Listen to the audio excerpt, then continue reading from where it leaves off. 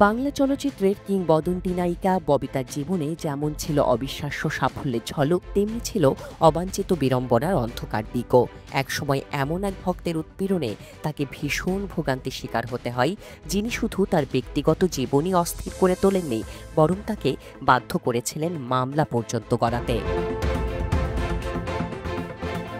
নায়িকা ববিতা মূলত পর্দার বাইরেও ছিলেন ভক্তদের কাছে তুমুল জনপ্রিয়।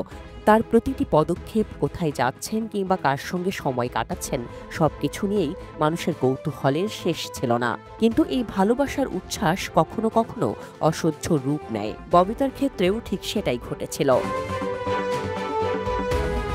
২০০১ সালের ২৮ অক্টোবর রাত হঠাৎ করেই ঢাকার গুলশান থানায় হাজির হলেন তিনি। তখন থানার ওসি শরীফুল হক সিদ্দিকী একেবারে চমকে উঠেছিলেন, কারণ রাতের বেলা থানার দরজায় দাঁড়িয়ে আছেন বাংলা চলচ্চিত্রের মহাতারকা।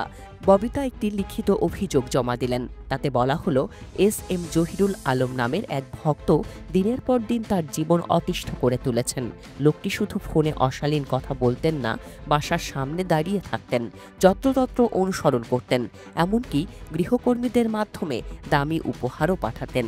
এর প্রভাবে গৃহকর্মীরাও বাসায় থাকতে চাইছিলেন না।